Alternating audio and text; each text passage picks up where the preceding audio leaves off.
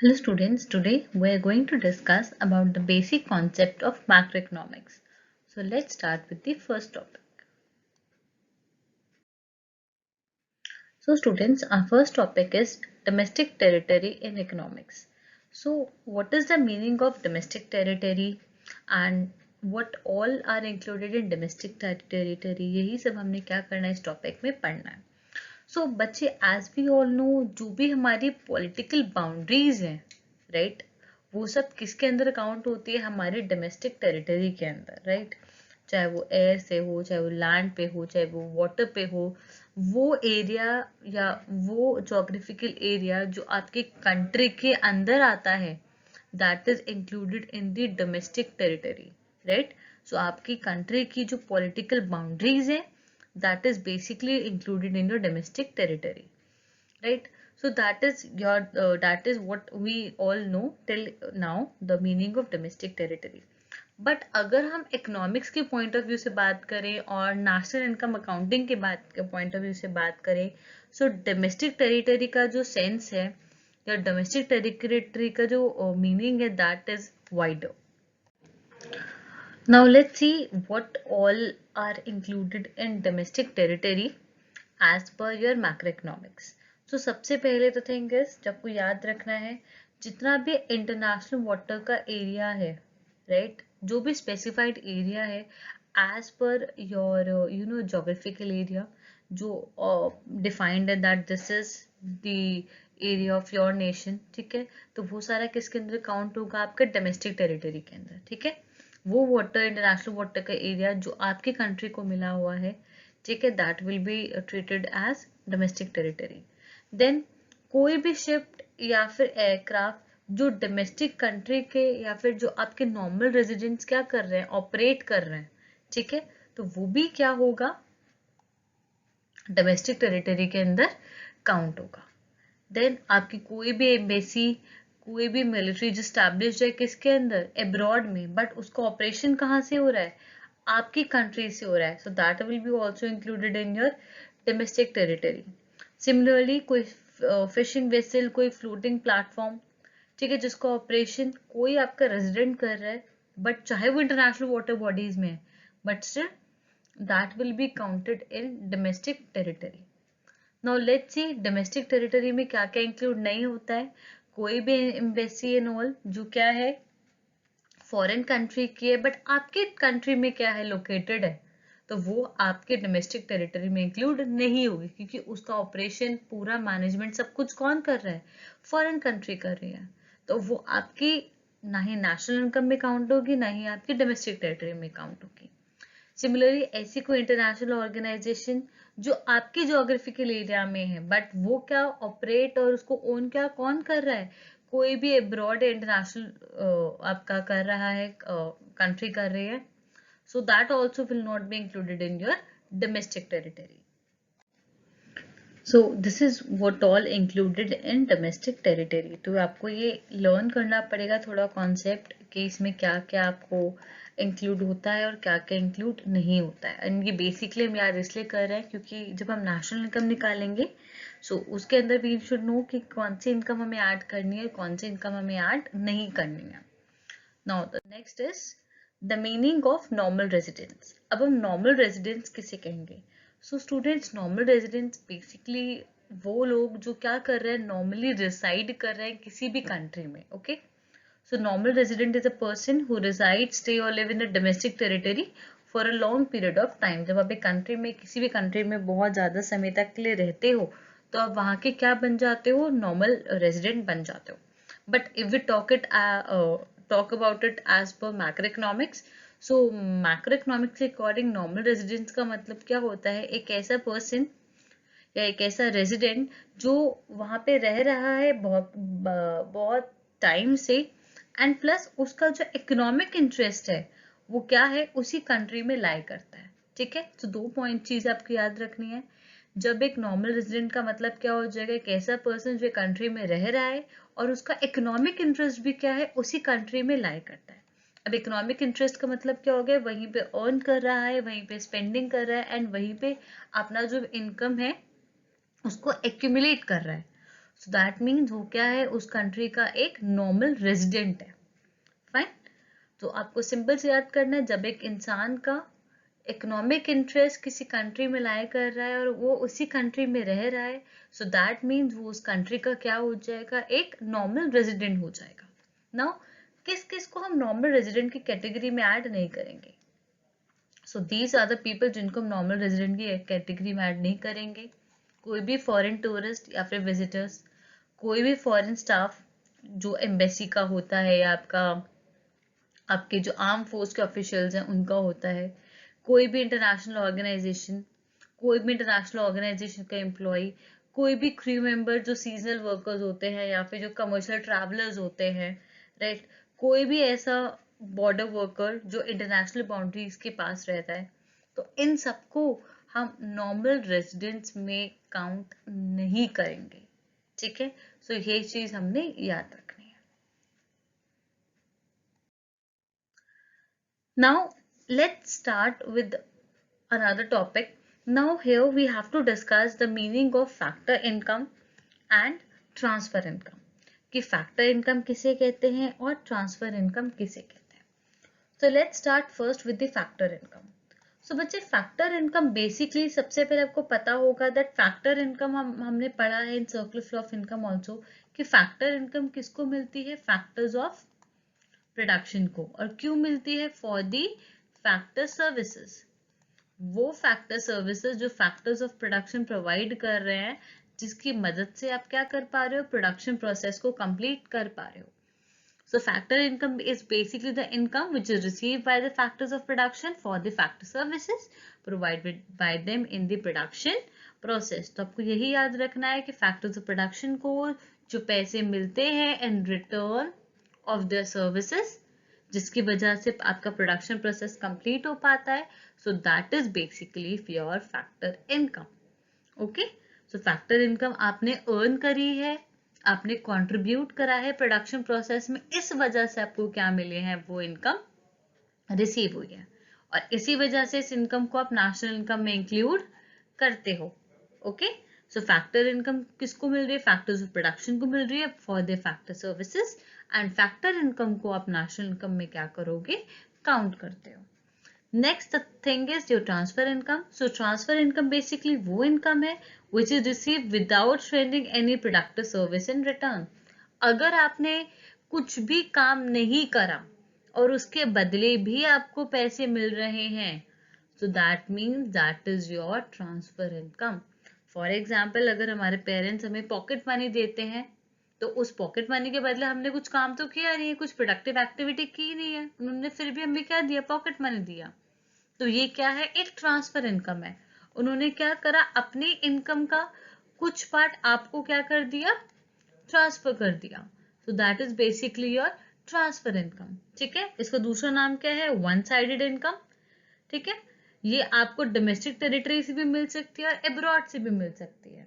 और transfer income को कभी भी नेशनल इनकम में काउंट नहीं करते हो, रीजन बीइंग क्योंकि इस इनकम के लिए आपने कोई भी प्रोडक्शन या प्रोडक्टिव एक्टिविटी के अंदर कोई भी कंट्रीब्यूशन नहीं करा है, इसी वजह से ट्रांसफर इनकम नेशनल इनकम में इंक्लूड नहीं होगी, सिर्फ फैक्टर इनकम ही इंक्लूड होगी। Okay, the next topic is difference between the final and intermediate goods. So final goods are basically those goods which are either used for consumption or investment purpose. ऐसा कोई भी good जिसको खरीदने का motive या तो आपका कंजम्पशन हो या तो क्या हो, इन्वेस्टमेंट हो, उसे हम क्या कहेंगे, फाइनल गुड। बेसिकली कैसा गुड जिसने क्या कर रखा है, अपना जो प्रोसेस और I can say the line of production, उसको क्या कर लिया, कंप्लीट कर लिया, और अब उसके अंदर कुछ फर्दर ट्रांसफॉर्मेशन या फर्दर उसके अंदर कुछ वैल्यू एडिशन नहीं कर सकते हो। या तो आप उसे क्या करोगे, कंज्यूम करोगे, या तो उसको एक इन्वेस्टमेंट पर्पस के तौर से यूज करोगे। यहाँ पे देख सकते हो व्हाट ऑल आर इंक्लूडेड। अगर एक हाउस होल्ड है जो कंजम्पशन के लिए परचेज करती है, ठीक है, that is also final good. अगर कोई फर्म वही गुड यूज कर रही है, so that is also a final good. For example लिखा है यहाँ पे परचेज ऑफ मिल्क, अगर एक हाउस होल्ड परचेज कर रहा है milk for consumption, that is also final good. और अगर कोई फर्म कोई मशीनरी परचेज करे for further production, that is also a final good. So you can see that final goods are neither resold or nor used for further transformation. That means final goods को ना ही हम resale करते हैं, ना ही further transformation के अंदर use करते हैं. Now let's see the intermediate goods. So intermediate goods basically वो goods हैं जो क्या है, अभी तक अपनी प्रोडक्शन बाउंड्री के अंदर है, मतलब जिन्होंने अपनी प्रोडक्शन बाउंड्री अभी कंप्लीट नहीं करी, एंड इनको हम रीसेल कर देंगे या फिर फर्दर प्रोडक्शन में यूज करेंगे इन दी सेम ईयर, मतलब उसी साल के अंदर. या तो इनको हम क्या कर देंगे, फिर से बेच देंगे, या तो हम क्या कर लेंगे, as a raw material use करेंगे for further production. So that is basically an intermediate good. वो गुड जो क्या हो रहा है, फर्दर प्रोडक्शन के अंदर कंट्रीब्यूट कर रहा है. ओके, सो इंटरमीडिएट गुड्स की जो डिमांड है, that is a derive demand. Derive demand क्यों है, बिकॉज उसकी डिमांड किसके ऊपर डिपेंड करती है, आपके फाइनल गुड पे. अगर आपकी स्वीट्स की डिमांड क्या है, ज्यादा है, तो अपने आप ही मिल्क की डिमांड भी क्या हो जाएगी, ज्यादा हो जाएगी. तो यहाँ पे मिल्क क्या है, हमारा इंटरमीडिएट गुड है, तो उसकी डिमांड इसलिए ज्यादा है बिकॉज हमारा क्या है, स्वीट्स की डिमांड ज्यादा है. फाइन. तो यहाँ पे अगर हम देखेंगे तो मिल्क की डिमांड कौन सी है, डिराइव डिमांड है, और उसकी डिमांड डिराइव किससे हुई है, फाइनल गुड. फाइनल गुड क्या था हमारा, स्वीट, और इंटरमीडिएट गुड था हमारा यहाँ पे मिल्क. ओके, सो यहाँ पे याद रखना दैट इंटरमीडिएट गुड की डिमांड कैसी होती है, एक डिराइव डिमांड होती है. Now the final goods basically दो टाइप के होते हैं, the consumption goods and the capital goods. Consumption goods अभी हमने डिस्कस करा, which is use for further consumption, and capital goods are use for further production. So what is consumption goods? So consumption goods are those goods which are used by the consumer for consumption purpose. ठीक है, ये जो आपकी consumer के needs है उनको क्या करेंगे, डायरेक्टली सेटिस्फाई करेंगे. Notebook, pencil, pen etcetera, these are example of consumption goods. अब कंजम्पशन गुड्स का भी क्या है, फर्दर क्लासिफिकेशन है. अब कंजम्पशन गुड्स में कौन कौन से गुड्स आ जाएंगे, first one is durable good. Durable good का मतलब होता है जिनको हम बार बार यूज कर सकते हैं. ठीक है, and which can be use for more than an year, जिसको हम एक साल से ज्यादा यूज कर सकते हैं. आपके घर में टीवी है, फ्रिज है, योर मोबाइल, उसको आप रोज रोज तो चेंज नहीं करते हो. ठीक है, आप कम से कम उसे साल, 2 साल, 4 साल आराम से यूज करते हो ना. तो that means they are durable goods, जिनको आप क्या कर सकते हो, बहुत टाइम के लिए यूज कर सकते हो. Next is semi durable good. वो गुड जिनको आप क्या करते हो, सिर्फ एक साल के अंदर या एक साल से कम तक ही यूज कर पाते हो, जैसे कि योर क्लोथ्स. फाइन, जिनकी लाइफ 6 महीने, 7 महीने, 8 महीने होती है, उनको बहुत ज्यादा यूज नहीं कर पाते हैं. So they are semi durable goods. Non durable का मतलब जिनको आप बिल्कुल भी स्टोर नहीं कर सकते हो, आपने जैसे ही लिया आपको विद इन 1 और 2 डे उसे क्या करना पड़ेगा, कंज्यूम करेगा. For example milk, bread, butter. So यहाँ पे वो गुड्स जिनकी शेल्फ लाइफ क्या है, ज्यादा नहीं है, so they are non durable goods. Services, तो of course they are basically और इंटेंजिबल गुड, जो क्या कर रहे हैं, डायरेक्टली आपकी वांट्स को सेटिस्फाई कर रहे हैं, you can't see it and you can't touch it, like the service of a teacher, service of a banker. ये सब एग्जाम्पल हो जाते हैं योर सर्विसेज के.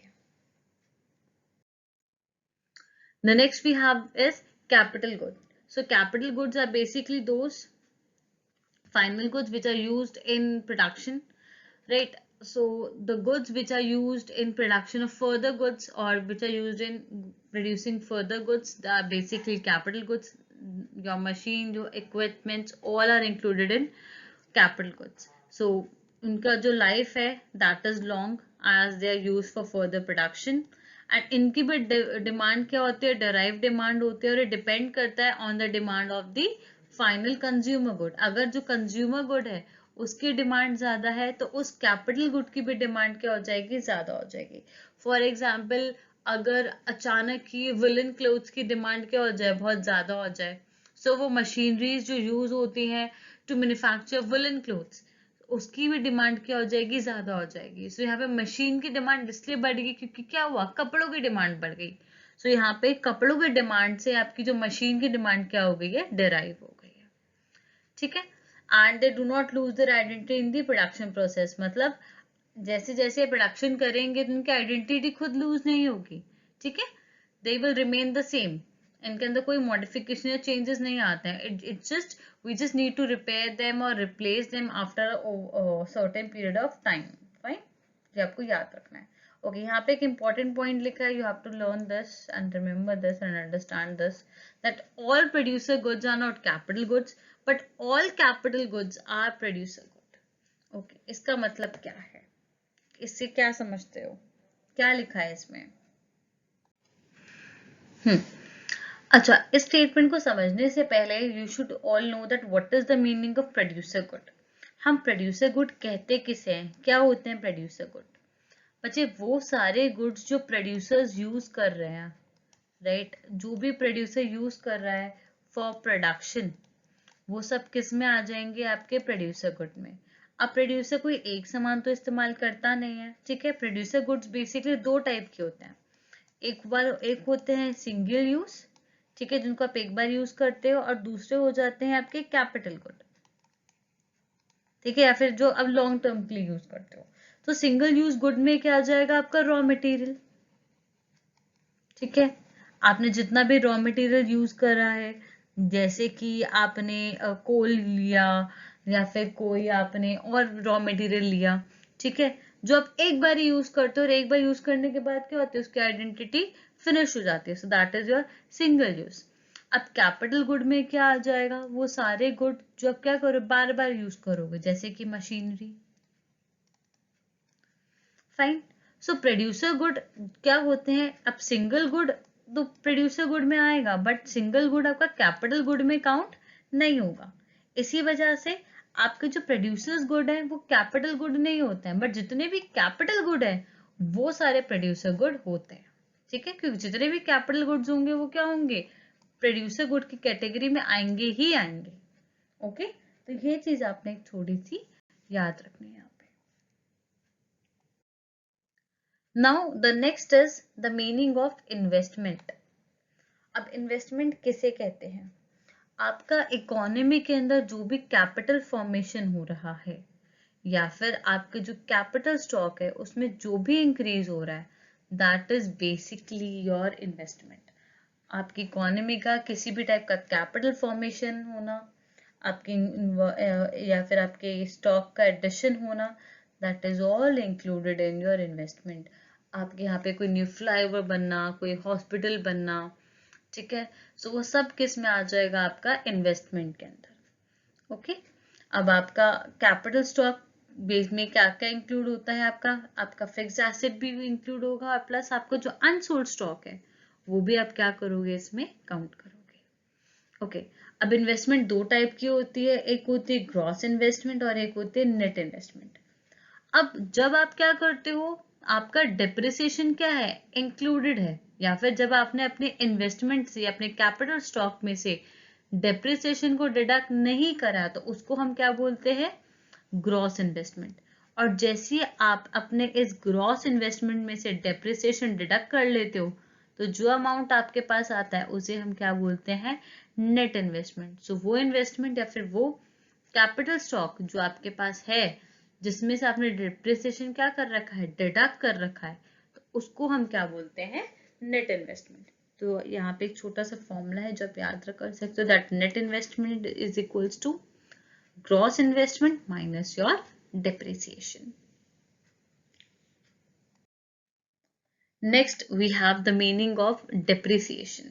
अब depreciation क्या होता है, आपके एसेट की वैल्यू में कोई भी फॉल आता है because of wear and tear, usage, passage of time, your obsolescence of technology, so that is basically known as depreciation. So depreciation is basically the fall in the value of your fixed asset due to normal wear and tear, your obsolescence और passage of time। और ये सारे क्या है, the other name for depreciation क्या क्या है, current replacement fund, replacement cost of fixed capital, consumption of fixed capital, capital consumption allowance। so ये सारे नाम किसके हैं, आपके depreciation के हैं।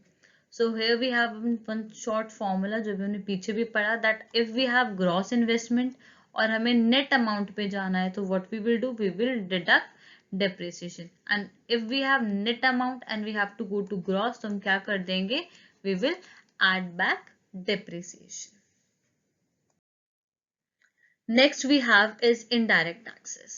So indirect taxes को अगर हम बात करें, it's basically the taxes जो हम क्या करते हैं, पे करते हैं. और जब हम अपने इनडायरेक्ट टैक्सेस में से क्या कर लेते हैं, माइनस कर देते हैं सब्सिडीज, तो हमारे पास क्या आ जाता है, नेट इनडायरेक्ट टैक्सेस. तो net indirect taxes is basically the difference between your indirect taxes and your subsidies. Okay, so जो आपके इनडायरेक्ट टैक्सेस हैं, जब आप उनमें से सब्सिडीज माइनस कर देते हो तो आपके पास जो अमाउंट आता है that is basically your NIT, that is net indirect taxes. अब इनडायरेक्ट टैक्सेस क्या होते हैं, वो टैक्स जो गवर्नमेंट ने क्या करा, इम्पोज करा है ऑन द प्रोडक्शन और sale of your goods and services, for example your GST. ठीक है. एंड सब्सिडी का मतलब क्या होता है, वो फाइनेंशियल असिस्टेंस जो गवर्नमेंट दे रही है so that you can produce goods and services, so that is basically your subsidies. So जब आप इनडायरेक्ट टैक्सेस में से सब्सिडीज को माइनस कर देते हो तो आपके पास क्या आ जाता है, net indirect taxes. Now let's see the usages of NIT. क्या काम है? So NIT is basically used to calculate the factor cost and market price of your goods and services. अब factor cost का मतलब क्या होता है? It's basically the amount which you have paid to the factors of production for providing services. जो भी factor service factors of production ने दी है, उसके बदले आपने जो उन्हें पैसा दिया है, that is basically your factor cost. और जब आप निकालते हो on basis of the price at which you have sold the goods in the market, so that is basically your market price.